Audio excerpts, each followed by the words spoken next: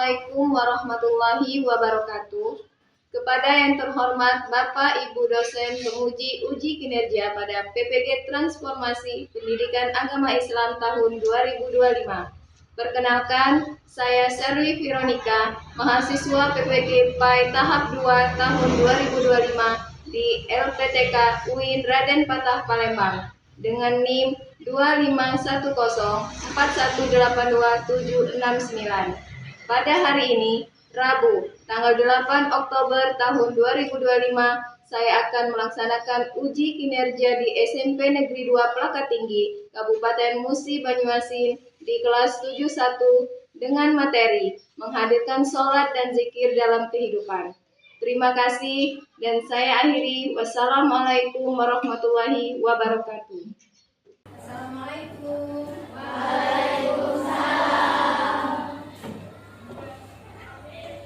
Bagaimana kabarnya hari ini? Alhamdulillah, luar biasa. Allahu Akbar. Baiklah, kita pada pertemuan ini pada mata pelajaran pendidikan agama Islam ya. Sebelum memulai pelajaran hari ini, marilah kita memulai pelajaran dengan berdoa bersama-sama. Isa, ketua kelas, silakan dipimpin doanya.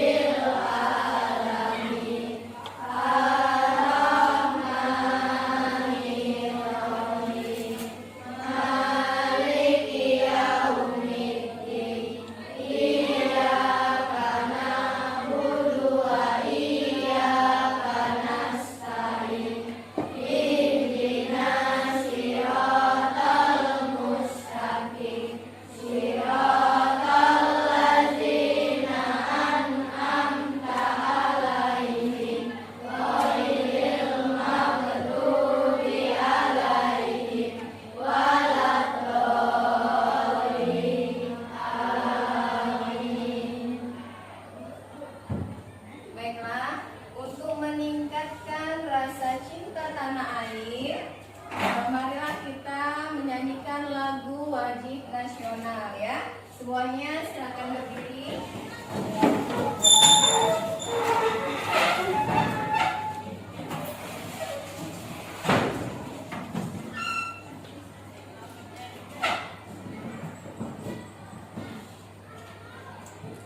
Ada yang mau memimpin?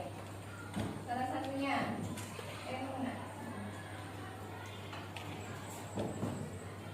Kita menyanyikan lagu Garuda Pancasila ya. Oke.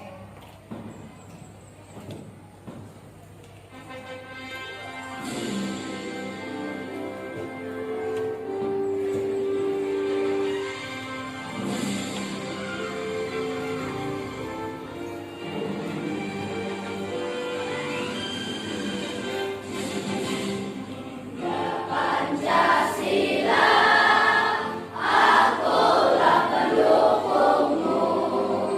Patriot proklamasi, sedia berkorban untukmu. Pancasila dasar negara, rakyat adil makmur sentosa, pribadi bangsaku. Ayo maju, maju, ayo maju, maju, ayo maju, maju.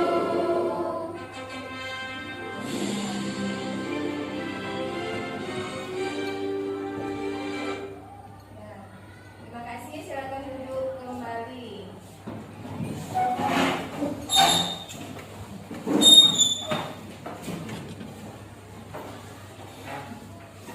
Baiklah, sebelum mulai pelajaran, Ibu cek kehadiran terlebih dahulu ya. Alisa Amelia, Hadir Bu, Azahra, hadir Bu, Aziza,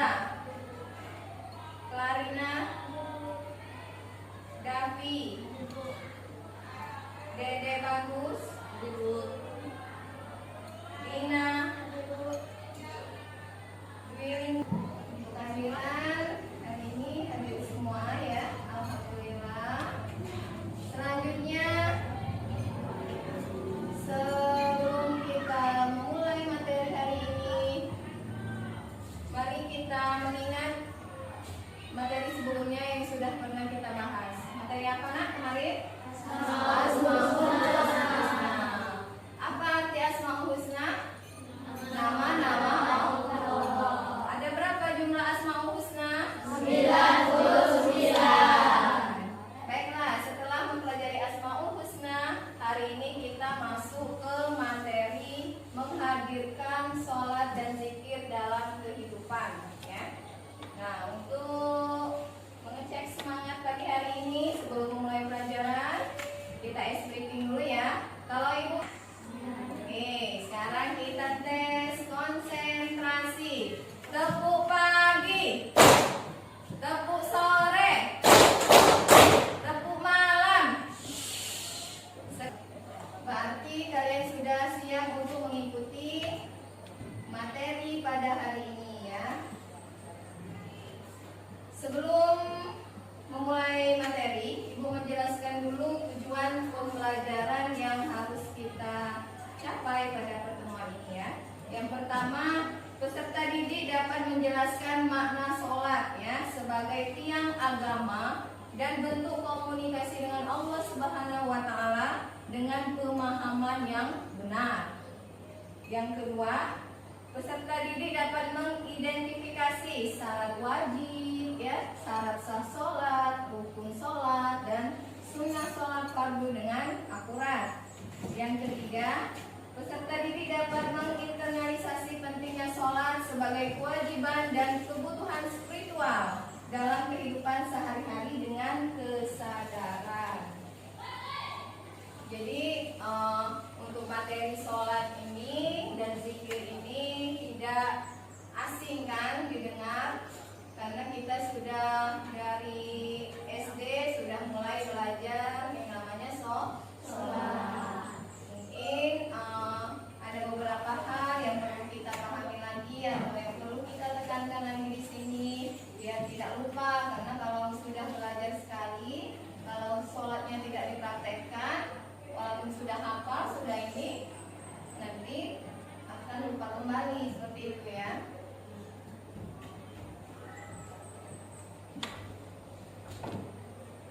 Nah,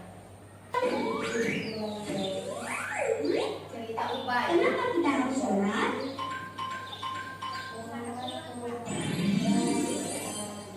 Assalamualaikum teman-teman. Namaku Ubay.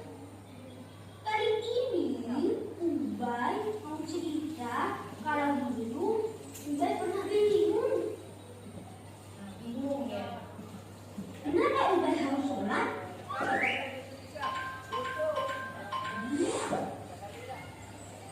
Assalamualaikum warahmatullahi Sholat. A'udzu billahi minasyaitonir rajim.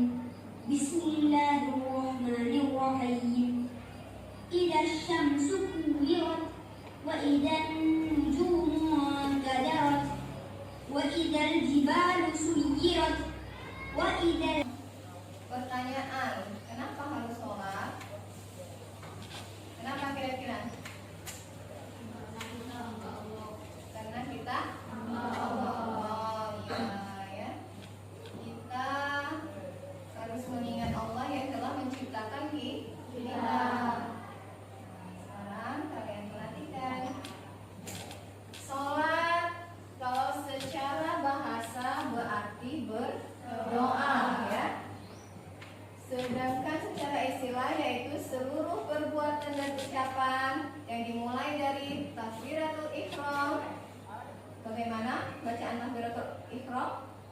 Allahu Akbar, dan diakhiri dengan salam. Assalamualaikum warahmatullahi. Ketika sholat ya, diakhiri dengan salam. Jadi diawali dengan takbiratul ihram dan diakhiri dengan salam. Nah, sholat wajib itu ada berapa waktu? 5. Sholat apa saja? Subuh, zuhur, terus asar, maghrib, isya. Ya, itu sholat wajib yang mesti kita ketahui. Nah, untuk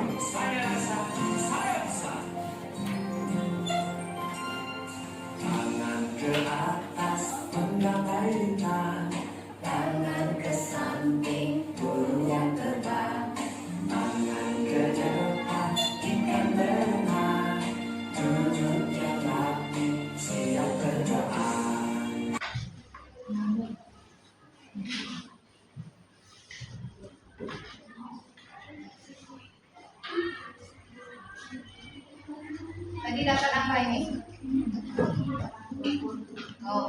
Waktu-waktu melaksanakan sholat wajib ya. Itu yang gambar dijawab nama gerakan sholatnya. Isi di kolom yang kosong itu nama gerakan sholat. Namanya. Kalau yang kena sholat kasih tahu. Bagi gantian, siapa yang ini menulisnya ada kesini orang. Ke presentasi kelompok ya. Presentasi kelompok. Mulai dari kelompok 1. Perwakilan. Di bawah kertasnya nak. Di depan. Yang lain boleh didengarkan ya. Nggak usah.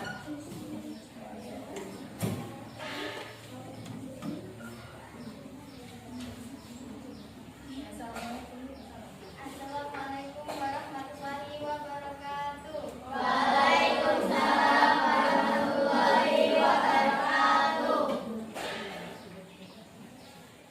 Nomor 1 membacanya, nomor 2 tabiatul qasam, nomor 3 ruku, nomor 4 tidak, nomor 5 sujud, nomor 6 duduk di antara dua rukun, nomor 7 tahiyat akhir, nomor 8 salam, nomor 9 berdoa. Pertanyaan yang di belakangnya. Soal yang membatalkan salat: makan, minum, membuka aurat, mengubah niat salat, berbicara, mengeluarkan hadas, bergerak secara sengaja. Ya. Ada lagi kira-kira dari kelompok lain yang mau menambahkan hal-hal yang membatalkan sholat? Ada nggak lagi? Ramadan ada nggak? Selain dari apa tadi? Makan, minum, membuka aurat, mengubah niat sholat, berbicara ketika sholat, mengeluarkan hadas, bergerak secara sengaja. Ada yang mau ditambahkan dari kelompok lain atau ada yang mau bertanya? Paham ya? Jadi kalau membatalkan sholat ya, kalian pasti pernah sholat beramai-ramai ke masjid. Walaupun misal tidak setiap hari, paling tidak kalau di bulan Ramadan saat tarawih itu pernah tidak ikut sholat? Pernah. Pernah kan? Nah, pada saat sholat ikut berjamaah itu, nah, sekarang kita ibu mau kasih satu ini tadi. Coba bacakan bacaan iftitah ya, bareng-bareng ya. Bismillah dulu ya. Iftitah ya. Allahu Akbar ya. 1, 2, 3. Bismillahirrahmanirrahim. Allahu Akbar kabira walhamdulillahi katsira wa subhanallahi bukratan wa asila. Inni wajjahtu wajhiya lillazi fataras samawati wal arda hanifan musliman wa ma ana minal musyrikin. Inna sholati wa nusuki wa mahyaya wa mamati lillahi rabbil alamin la syarika lahu wa bidzalika umirtu wa ana minal muslimin. Ya. Yang lain benar gak? Benar. Jadi itu adalah bacaan apa? Iftitah. Sama-sama membaca mulai dari niat sholat maghrib ya. Bisa? Bisa ya. 1, 2, 3. Bismillahirrahmanirrahim.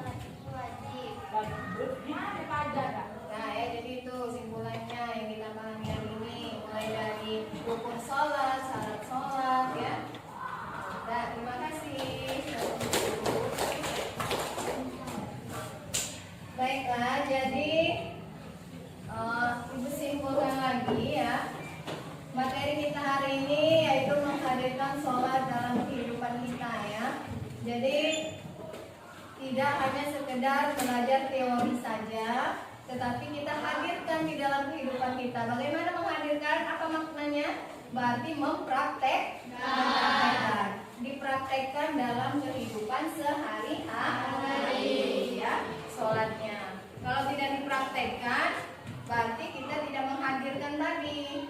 Walaupun kalian sudah hafal, nanti bisa lupa kata ibu tadi, ya. Mulai dari yang kita baca tadi, ya, dari niat sholat, takbiratul ihram, dan ditutup dengan salat. Jadi sholat kalau secara bahasa artinya berdoa. Kita memohon kepada Allah. Apa doa kita kepada Allah, ya? Allah, biar Allah tahu apa yang hambanya doakan, ya. Kalau kalian sombong tidak pernah berdoa, Allah tidak akan pernah tahu apa yang kita niatkan, ya. Karena tidak pernah meminta dan mendekatkan diri kepada Allah, ya.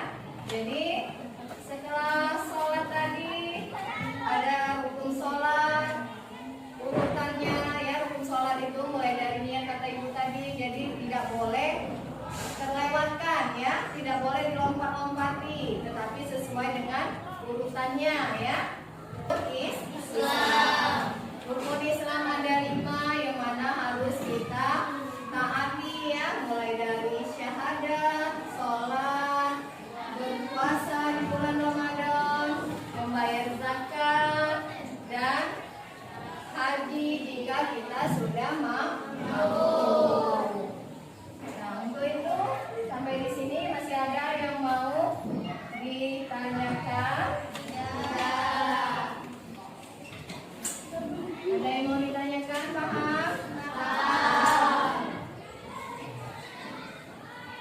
Ya, untuk materi selanjutnya, pertemuan berikutnya, nanti kalian cari di rumah, ya, tentang nanti di tugas di tugas di rumah, ya. Nanti kalian tulis zikir, ya. Untuk pertemuan berikutnya zikir, bacaan zikir, ya. Nah, bacaan zikir itu apa saja, ya? Ditulis di buku pendidikan agama Islam. Nanti pertemuan berikutnya baru kita bahas, ya.